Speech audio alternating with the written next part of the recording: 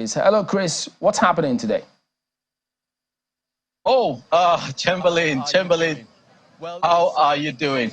Well, it's beautiful. It's beautiful. From this polling unit where we are, a lot of people have come out and they've done what they should do. They came out as early as possible to cast their vote, and of course, INEC also was on grounds to do what they promised that they were going to do. Materials came early. Right now, you can see a lot of people just waiting to see that the counting begins, and of course, they are privy to everything that happens eventually. But of these 5 polling units here, they're almost done. They're almost done. People just come in from time to time, trickle in, and just cast their votes, and they wait behind. You know, initially we talked about the non-presence of security personnel here, apart from the NSCDC. But along the line, the police commissioner came, and we saw some policemen. They came out from nowhere, but right now we can still see a few of them still very much around. And concerning some of the issues that have happened across the state, including the case of abduction of the INEC staff, the police commissioner said they've actually gotten in touch. They've gotten some positives about that case, and hopefully they should be able to resolve that issue any moment from now. And that was also confirmed by an INEC national commissioner who we also spoke with. They said that the staff is hale and hearty, and that any moment, hopefully, that staff would be released. Then across the state, definitely, we've heard some skirmishes here and there, but the police commissioner continues to assure of their presence, that they would continue what they are supposed to do to ensure that security is watertight during this election. What we've seen on the major roads are, of course, police presence, but not on all polling booths. So we don't really know why they are not at every polling booth as much as they should be. But that is what is happening at the moment. But hopefully we would be here to see what happens when counting eventually begins. Yeah, so Chris, if I could just jump in. I mean, earlier you did say at the point where you were earlier in the day, you didn't cite the presence of any security personnel, but now you have seen some of them. But even in some local government, in some voting areas, you still didn't see some policemen. So how are people reacting to that? Do people think, okay, well, if I can't find any security agencies here, I should be apprehensive? Or is voting going on normally, even in those areas where there is no presence of police officers? Chamberlain, a lot of people actually have made up their mind on what to do.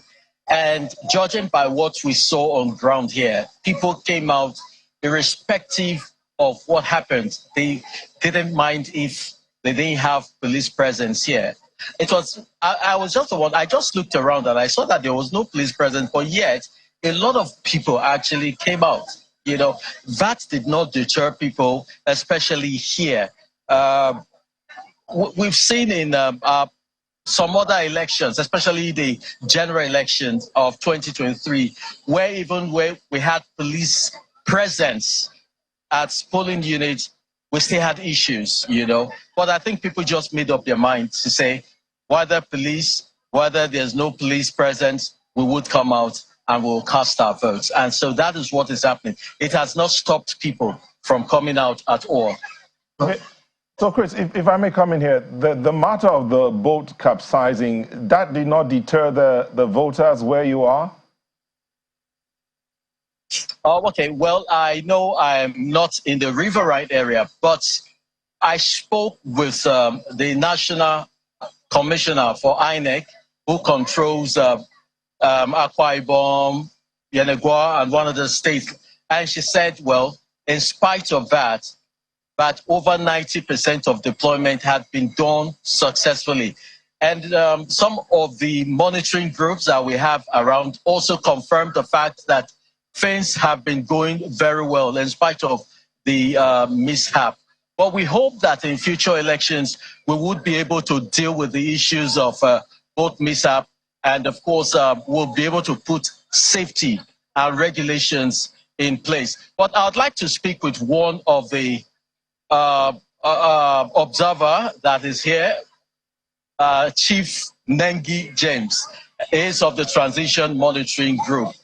He should be able to give us a bit about what has been happening. He's gone around town, and of course, he's got a lot of members also around the state. Chief, could you just give me a brief of what has been happening? We've heard of skirmishes in some of these areas. What actually is happening? Yes, I'm very happy that Channels is on ground. And there were pre-election violence, and during the election, we have heard of the shooting at Fangbe, and somebody's being hospitalized. We are aware that at Akubini, some material have been hijacked, and an SPO and an INEC staff was also abducted in while going to his assignments, and are also aware that there was some skirmishes of issues that are happening in southern Nigeria, where beavers are also thrown into the river for 17 racks, 17.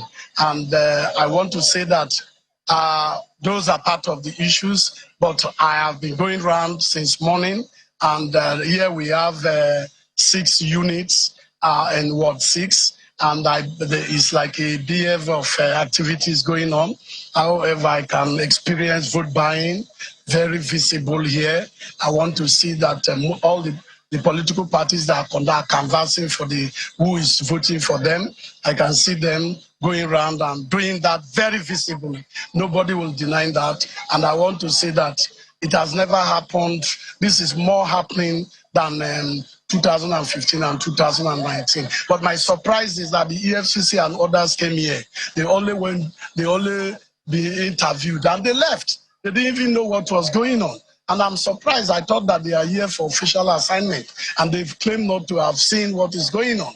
Although man must work according to the people. So many, 75% of the people said they need money because permanently they have been kept in abject poverty. People are hungry, man must work. And unfortunately, when we were in a seminar conducted by the police, one of the chairmen of the political parties categorically informed the commissioner of police that the area you are talking about vote buying, it will never stop. Because leadership, we have bad leadership. And 2, there is serious situation where people are hungry. So vote buying cannot stop. And today I have confirmed what the chairman said. I think that is that area. But I want to say that the logistics of INEC, I think, is extraordinary, very perfect. I follow up from the CBN to the INEC, the 9 electoral supporting officers. We are deployed accordingly to the 8 local governments, and the securities, especially in the state capital. I'm from Membe community, but I'm assigned here for official assignment. I've been there several times, and today I'm assigned here, so I'm doing my humanitarian job. But however, I want to see that INEC has done enough. INEC has done enough. We pray that INEC should continue, and the security agencies, definitely they are doing their work. Up and down they are doing, but I sympathize with the Nigerian police, because at Ingbi Road Junction, one of their armored car had a serious accident. MPF 5790D is there. I sympathize with. I also sympathize with INEC that their boat capsized at Kulaman. These are the things. But vote accreditation and voting is continuing. We are waiting for collation and sorting and announcement of results. Thank you. God bless you. All right, that's Chief Nengi of one of the Transition Monitoring Group. Chamberlain, that's the situation so far here. We hope that the weather is good, and we hope it continues like that till the end of the exercise. So Chris, just before you go, a quick one here. Hamza mentioned something about reports from observers about vote buying. How much of that did you encounter when you were on ground? Again, the man you interviewed also talked about people being hungry and needing food and all of that. So what do you have to say about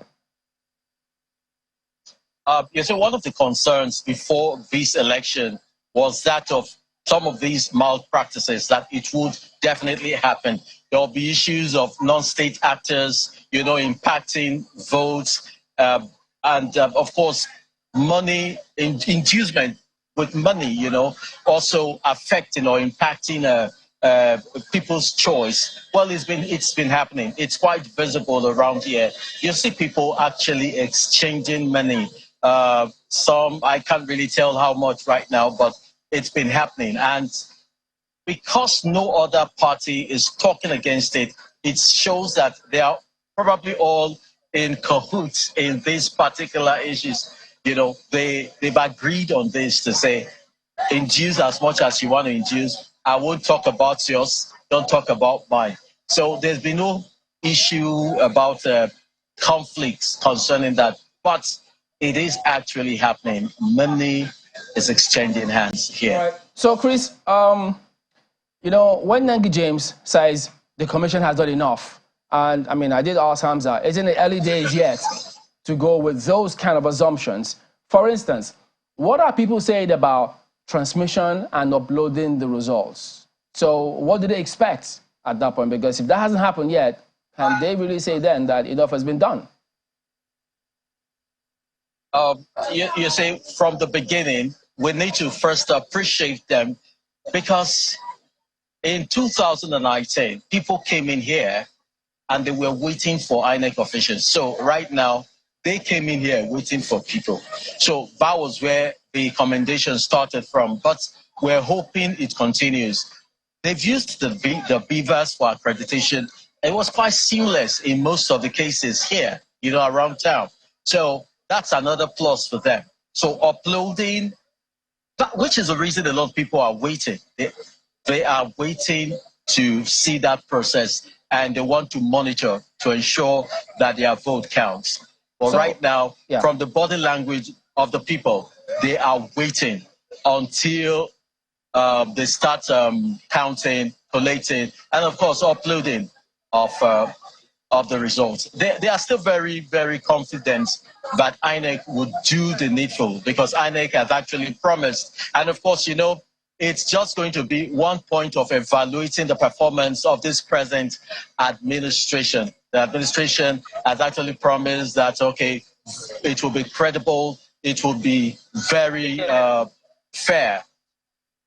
So we're waiting to see that is what happens at the end of the day. Yes, indeed. The whole state is waiting alongside the two other states.